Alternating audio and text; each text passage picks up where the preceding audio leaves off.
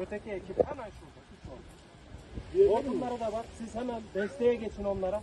Hatta sarın gelin buraya. Su var onlarda. Çekin buraya. İki tane aracıyla buraya geliyor. Aynen.